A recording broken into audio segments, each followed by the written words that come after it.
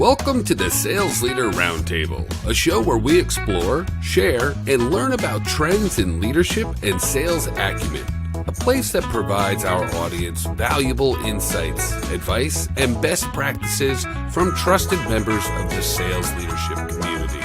Now, let's welcome KENDLEY Davenport and Jim DIEBOLD to this episode of the Sales Leader Roundtable. Hey, welcome everyone to March's episode of the Sales Leader Roundtable. We're so glad to have everybody here with us again. Hello, Jim. How are you today? I am awesome, KENDLEY. How are you doing? Fantastic. You know, we got a lot to get going on to today, Jim. But before we do, I just want to give a shout out to USA Global TV and Radio for trusting us with this time slot. And Dr. Jacqueline, she is spectacular. And I want to encourage all of our audience that if you want to see some excellent content across a wide variety of subjects, you ought to visit USA Global TV. So with that said, let's talk a little bit about what the Sales Leader Roundtable is all about. You know, our show, we explore topics in leadership and sales acumen from some of the leading thought leaders in this space. Our goal is to bring you, our audience, actionable and practical information that allows you to immediately grow your teams or your leadership skill set. And again, my name is KENDLEY Davenport. I'm your co-host along with Jim DIEBOLD. Jim, we're going to have another exciting episode, aren't we? KENDLEY, I'm so stoked at the guest that we have lined up for today. It's going to be absolutely amazing. Well, I know that me and you collaborate on a lot of different subjects, and we have a great cohort in our Sales Leader Roundtable that we do at the end of the month. And this show is just an extension of that to show the quality of the topics and thought leadership that we have during that time. So with that, Jim, why don't you introduce our guest? I'd love to. So first, we have Monte Pederson, who's the principal, the CDA Group, LLC. Monte has enjoyed a 35-year career in managed services industry before deciding in 2016 to start his own leadership and training firm focused on strategy, execution, management. His new expressed goal, being able to help businesses and organizations deliver consistently on their strategic plans and get better at it every year. His extensive tenure and experience working in the corporate sector demonstrated to him that people and leadership are the two most important elements in any workplace, and they're also the most taken for granted. So his full-time focus is now driven by the desire to help others avoid many of the mistakes and failures he experienced over the course of his career. So besides being a lifelong learner, he's an avid golfer, above average cook, and is constantly on the lookout for the best bottle of wine under $20. And he resides in Galena, Illinois with his wife and daughter. And then we have Wayne Nelson, who's the founder and president of Keen Insight. So Wayne, founder and president of Keen Insight Consultants, is a leadership training firm whose expertise resides in the implementation and facilitation of the Keen Link Performance Agreement Framework. This is the only operating framework that allows businesses and organizations to manage the performance of every member of their team on an individual level. Keen Link Performance Agreement aligns the daily tasks and activities of everyone on the team with strategic objectives of the organization. This puts all of those objectives in a direct line of sight to the key initiatives that the organization is attempting to accomplish. So we have greater clarity, unified direction, and real accountability. Keen Insight is now in its third decade and is expanding beyond the U.S. and Canada into international countries.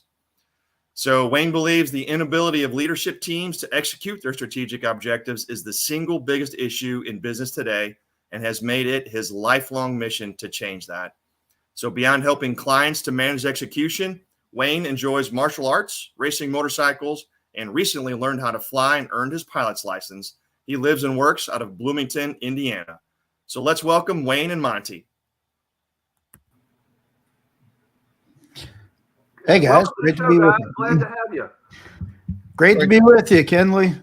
Good to be here. Thanks for having us. Well, Yeah, thanks, guys. I've been so stoked about this topic for some time because I've known it was coming.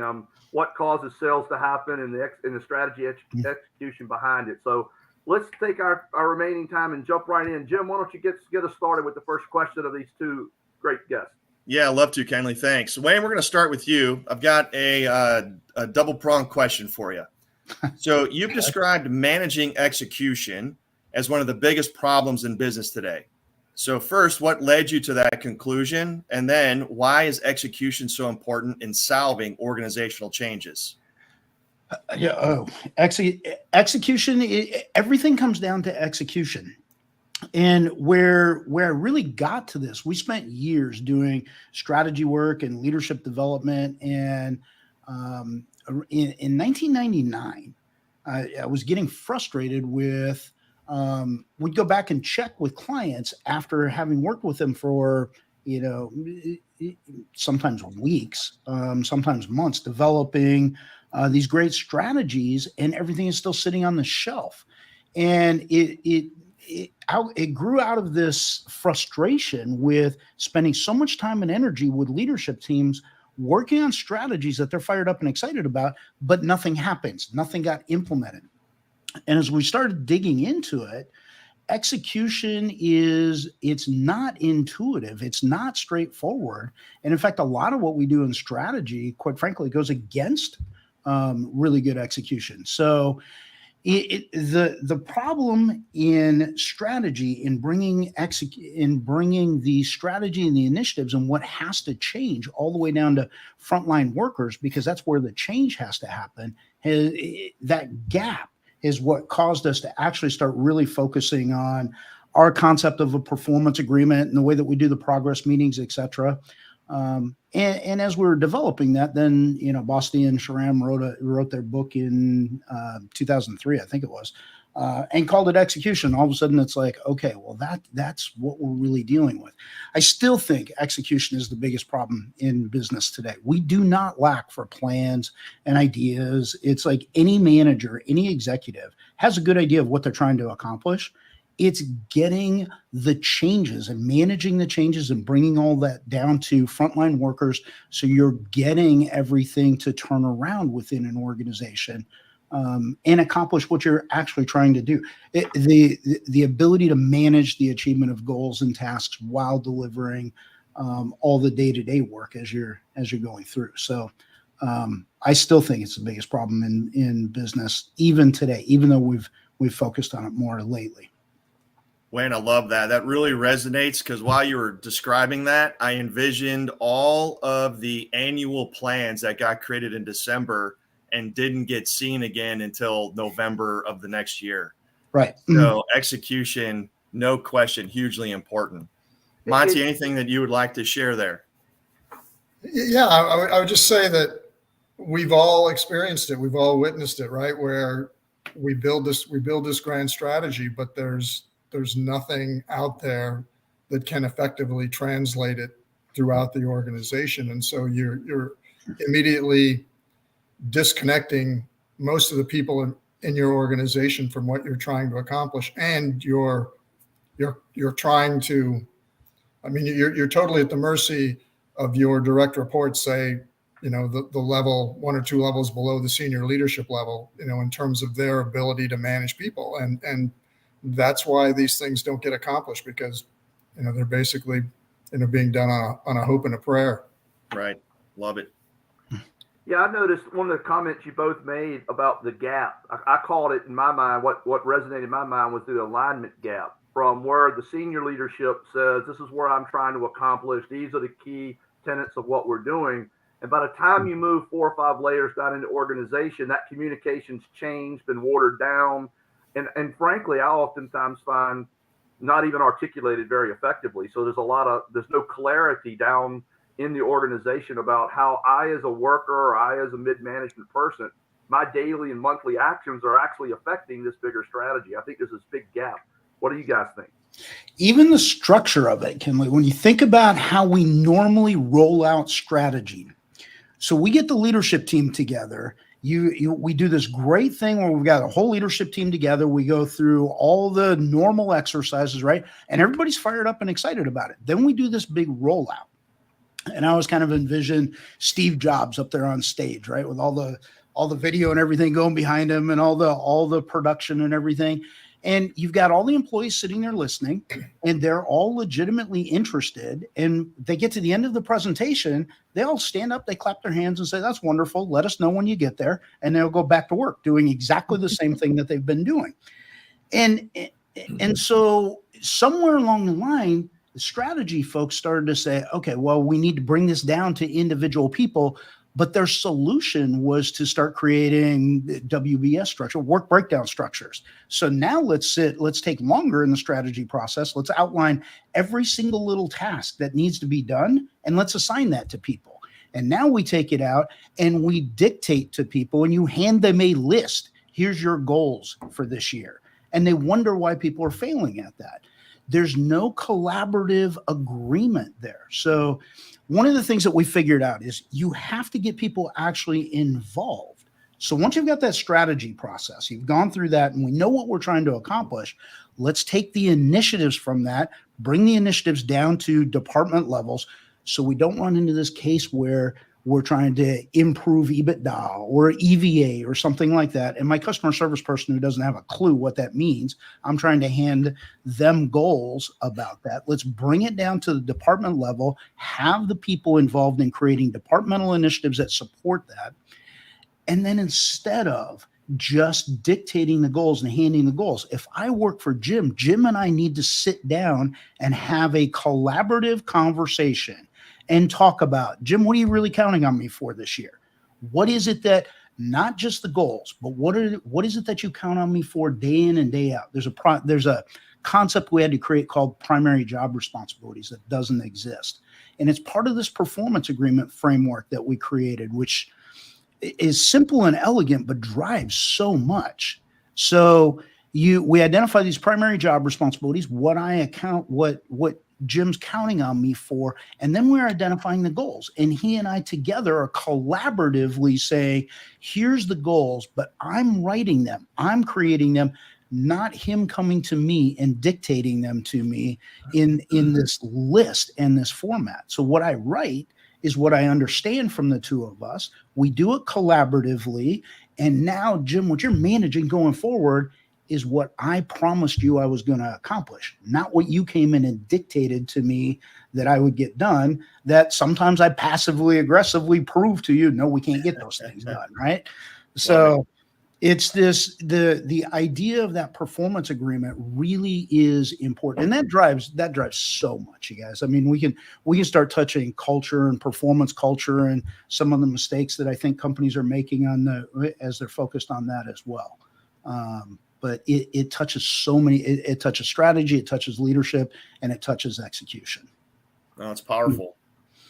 Yeah, that seems like, Monte, for you, maybe you can elaborate, because what I think Wayne was coming from is how strategic intent sort of enters into the execution equation, right?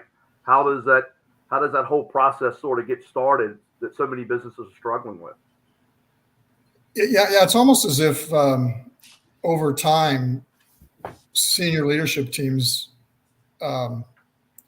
they give up on strategy, right? And they create something different. So really you could have multiple companies practicing different things. And again, to us, from our perspective, we really look at one of the key foundational elements of what we do is being, identifying the strategic initiatives. What are the things that we need to get done this year for our organization in order, to be successful? And so the beauty of KeenLink and what it brings is that we teach this repeatable methodology that people can learn, and it's all reinforced through what Wayne shared, the performance agreement document. That's sort of the heartbeat or the center of what it is we do, because we've got a platform that supports it, and basically anybody inside the organization has a line of sight into what's going on inside of any relationship within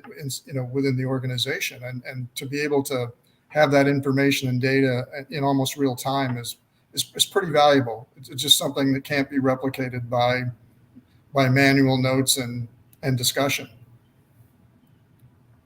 That's excellent. That's really spectacular, and that goes all the way down to the frontline level. Yeah. Well, it really should, if you want it to be most effective. We're obviously in a bunch of different organizations, but one of the things about it is it's difficult to roll out KeenLink all at once. It's just one of those things you can't flip a switch and make it workable inside the organization. So really we work with senior leadership, and basically work overtime, bringing that down to, to the correct levels of the organization. So it's really, it's kind of something that's in their court, but we certainly recommend doing it with everyone. Well, I can imagine you're kind of rewriting the script, right? Because we have our habits, we have our tendencies that we're used to, and you got to change that. And that's how we get better, is by changing. Well, it also seems to me, and you guys can maybe elaborate on this, communications is key. And I think that's where a lot of breakdowns happen, is what I call that clarity of communications. And it sounds like your process and your framework really enhances the communications, all, whatever level you want it to get to, so there's complete clarity for people. Because I've always been this believer, if you had clear objectives, clear goals, you just find a way to get there. Most employees every day, anyone who gets up, all of us get up each day, we want to succeed. We want to have the day end that we accomplish something. And it seems like the way you're thinking about it helps teams do that. Yeah. And the way that we structure, so kind of the magic of this whole thing, the performance agreement combined with the way that we do this progress meeting, the clarity and the communication is coming when you're sitting down and you're building this performance agreement collaboratively. So again, Kendley, if you and I are a manager and employee, we're sitting down, we're having a discussion, so that creates the clarity. And and because we're doing it together, neither one of us is going to identify the goals the right way or word them the right way on our own, or the responsibilities. But us working together, we're very clear then on what you're expecting, what I can do, what's my take on it. And because we're both part of it, now we've got that clarity. And if you take that a little further and you think about what are we trying to do with all organizations as we're trying to grow and develop organizations, we're trying to create this culture that we want. If you think about it, there's really 3 areas that we really need to focus on. If you have, first and foremost, if you have an agile execution discipline in place, which sounds contradictory, right? But this discipline, which comes from, let's say, the performance agreement and the structure of the progress meetings that we have. So that's the discipline, but it has to be agile. So as we're going and we're meeting every month and we're talking about, are we on track? Are we not on track? What's gotten in the way? We're making adjustments and changes based on real information. So this agile execution discipline means we've got structure to managing goals and tasks and accomplishments at an individual level as you go through the year. Now, when you layer on joint strategic view, instead of just having a strategy, let's actually ensure everyone in the organization has a joint strategic view. And if you add that to execution, this agile execution discipline, now I've got the framework to do both. And in fact, if you work on strategy without having that execution discipline in place, that's where it falls apart and that's where it fails. And that's why you have so many small companies saying strategic planning doesn't work. Strategic planning does work. We don't have the agile execution discipline to manage it as you're going. And the third thing, we have to focus in organizations on leadership bench strength. The number of clients I have that struggle with leadership bench strength, they don't focus on leadership capacity and development of leaders within their organization. They don't even have confidence in their ability to do it. What they think of is when we need leadership, we go hire somebody with leadership skills, but you have to be able to develop that internally as well. And leadership bench strength is not just people moving into leadership positions or succession planning. It's emotional intelligence, it's leadership capacity, it's having it's how you reward and hold people accountable. It's what you tolerate and what you don't tolerate. But it is the ability to reinforce people when they're contributing positively to the organization or they're creating a positive impact within the organization. You've got to have that. You got to have that bench strength and that leadership. And if you've got all 3, now the outcome is you end up with a performance culture that we're all looking for. Thanks, Wayne. That is a great answer. I loved all the stuff that you put in there, but we are called the Sales Leader Roundtable. So Monte, from an execution perspective, what causes sales to happen?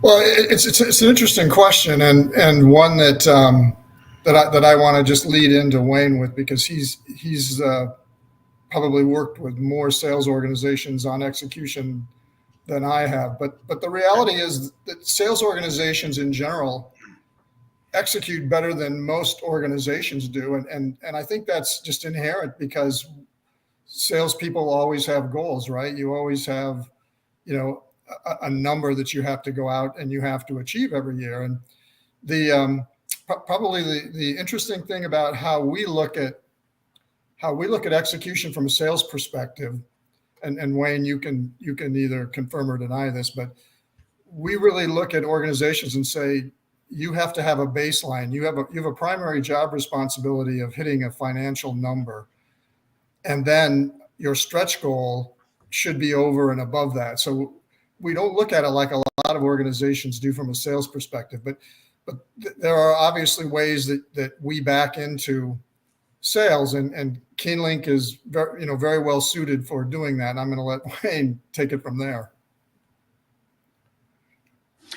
It's it's interesting the number of times we go ask a sales organization straight out that question, Jim. You've got everybody in front of you, and you say, all right, let's talk about what causes sales in this organization, and people can't answer that. They really actually don't know.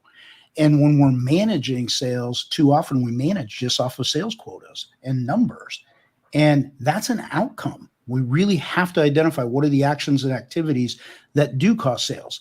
So instead of focusing, while you do need to achieve sales quotas, that's an outcome, and the sales number is an outcome. What we really need to focus on is what creates, what builds your sales pipeline. So in the primary job responsibilities, instead of focusing on the sales number, focus on the quality and the quantity of people within the sales pipeline. And if you effectively manage your sales pipeline to ensure we have the quality and the quantity needed to achieve the goals, the outcome will be we will achieve the goals. That's Love fantastic. that And I look forward to coming back and really diving into that. But we're about halfway into our episode, and I want to take a few minutes and give our sponsor a chance to talk a little bit about what they do, and then we'll come back and dive right into that, guys. I think that's an excellent way to segue that for now. Are you a self-taught salesperson? Over half of organizations say they take a random or informal approach to sales training, if there's any training at all. Beyond that, sales leaders are feeling overwhelmed with the challenges of trying to provide the support their team needs.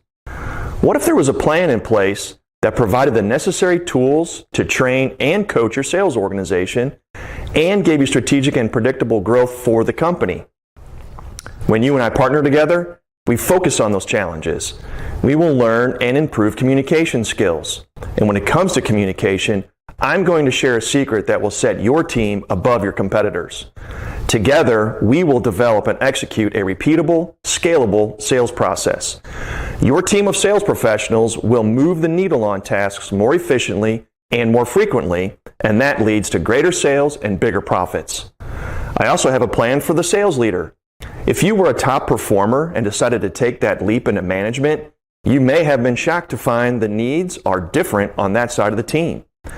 Building the important internal relationships, driving company culture, and creating efficient and effective sales meetings are a few of the strengths we will focus on. If you're sick of monotonous meetings and meetings to schedule the next meeting, let me show you how to create a team of sales professionals that will dominate your industry. I'm looking forward to meeting with you and learning about your organization. Let's determine together if a partnership makes sense or not. I fully engage with my partners, so I can only work with a select few at a time. Send me an email or connect with me on LinkedIn. See you soon.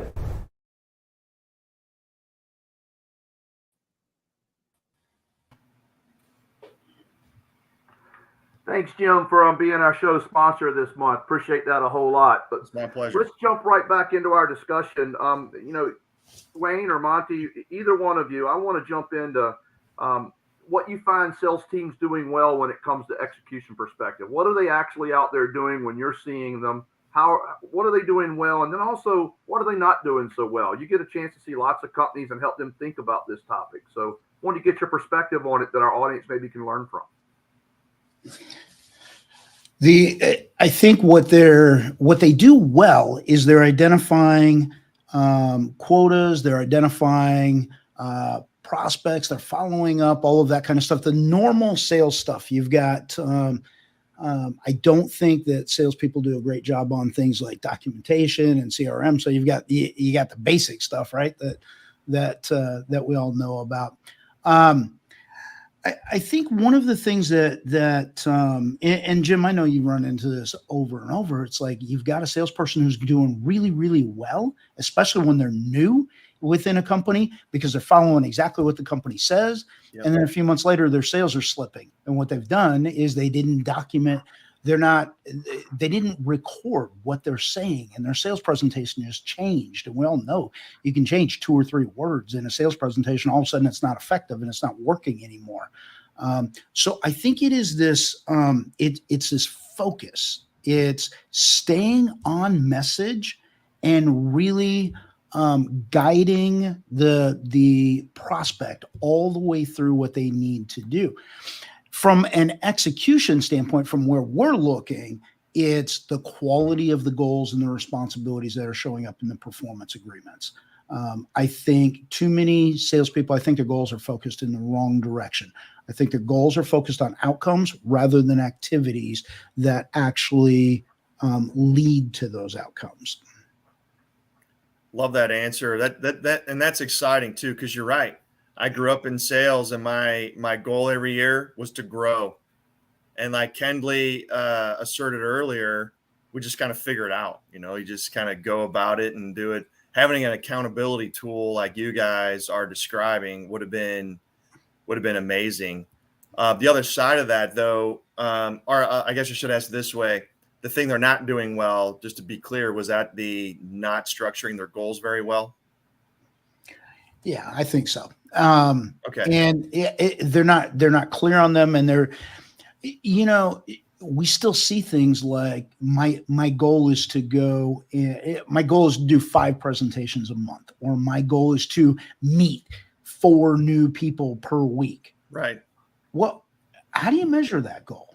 When one week you do really well and the other week you don't, it's little things like, no, break that down to, let's just do a quarter, and what's the total number? It's a better goal to say I want to meet 64 new potential prospects this quarter than it is to say I want to meet 4 per week or something like that. I didn't do the math, by the way, but whatever that happens to be for the full quarter, because I can count that and I can see how many new people we're looking at, and I think that's one of the real common things that we still see with people. Love that. Yeah, the difficulty is if you don't have a quality, highly engaged sales leader, you're really left to your own devices to do things. And sure. And so if you take the collaborative communication framework that we offer inside of execution management, inside of KENDLEY, you've got a performance agreement that's both parties are totally vested in. So you're talking. I mean, obviously, good salespeople talk with their managers and their leads all the time, but are they having substantive conversation around what Wayne shared? Do we have the right goals? What are the actions and activities that are leading to the success of those goals? So you've got to have those elements, and execution puts that again that agile execution discipline into the mix. The other thing I kind of have a question for you guys about, because we've seen it a whole lot lately, is do you still see as much of a disconnect between sales and marketing? I feel like they should be much closer and working closer together. And there's still these silos where marketing's off doing its thing and sales is off doing its thing. They're not even really coming together, and they're not really participating together on these campaigns. And we need to get these groups together. Production's obviously got to be part of that, and operations, et cetera. But it it strikes me as strange, the disconnect that we've got still between sales and marketing. Are you guys still seeing that? 100%. I'll give you two quick examples because I know Kendley's got something to share as well. First is, especially from personal experience, but even still now, Wayne, to your point, marketing is doing their thing. They do their research. They develop a product. They spend all the money on the tooling and all that stuff. And then they have a separate meeting to let sales know what's going on. Sales gets all excited. They generate interest in the marketplace. And then the marketing goes, oh, well, it's not going to be available for 6 more months, or it's not going to be available for a year. And to your point, total disconnect on who's supposed to be doing what and how are we doing this as a team. And then the second one is a lot of people, a lot of organizations, in my opinion, look at the sales team as another marketing arm, like go out and knock on doors and go land some more opportunities and talk to people. But the question is, who am I supposed to talk to? Is there a specific type of ideal client? What am I supposed to do? Isn't that what marketing does? So definitely see it. So Kenley, what are your thoughts? Well, I'll just echo that. I think for medium to small businesses, there's a lot of misalignment, and it's very fundamental and core. But what I do see companies that are really succeeding and growing really rapidly through sales, that they have better alignment. They're not always perfectly aligned, but there's a lot of alignment between what sales and marketing do. I also see where marketing also participates and rewards just like sales does. That's true alignment, is making that happen. So it's still a big issue out there, and some companies do it well, but most are still struggling trying to create that alignment. Yeah. So we're getting close towards the end of our program today. Let me have this one final question for you guys, and it's really about what you think the biggest difference between organizations, whether it be sales or otherwise, that utilizes execution management and ones that don't. You know, what's the big difference between the ones that do and the ones that don't? You want to go first, Monte? Go for it. I would just tell you that there's just that general lack of discipline that you're shooting from the hip if you don't have a methodology that you can rely upon to drive the key initiatives of your organization.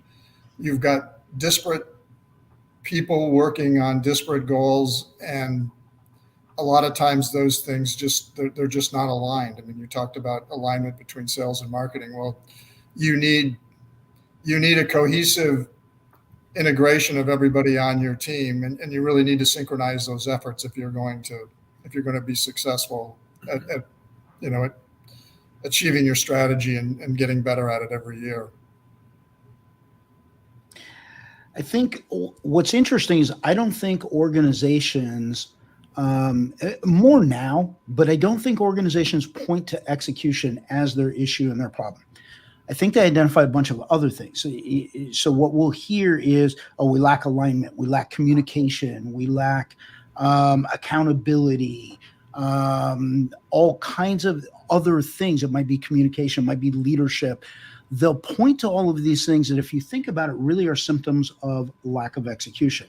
The only reason those are coming up is because we're not getting people to do what we need them to do. They're not delivering what we need them to deliver.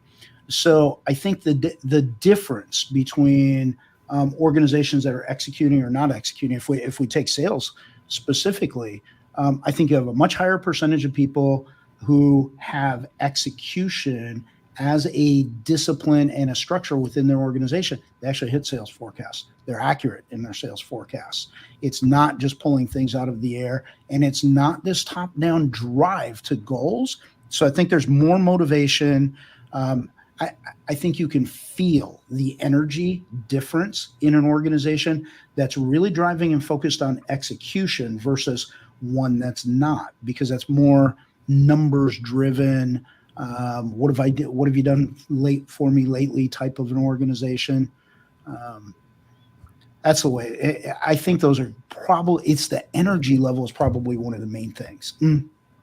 Well, that's a really great closing statement, because I think it reminds me of sometimes these startup organizations, and I'm not talking about day one, but when they're on day 600 or day 100 in these startup organizations, you see this alignment of a small group of people who are very focused and get a whole lot done with very few resources. And so if we could just remember that as we get bigger and grow up in our companies and they mature a little bit, if we can maintain some of that accountability, some of that clarity, some of that goal alignment, and everyone knows what their roles are, you just succeed so much faster. And that's why you see startups who really take off. It's because they have some of that discipline you're talking about sort of inherently built into what they're doing. Yeah. So guys, as we close today, Wayne and Monte, thank you so much for being with us. How can folks contact you if they wanted to learn more information? Tell us a little bit about how people can get in contact with you if they wanted to dive deeper and gain some perspectives from you for their organization. Keen Insight, you can go to keeninsight.com. It's KEYNE, so it's a little bit different spelling. Actually comes from Kelly and Wayne put together. I think Jim asked us that earlier, but you got keeninsight.com. You call the phone number. We don't work with lots and lots of clients all at once, so it's a few at a time. But yeah, we'd love to hear from anybody.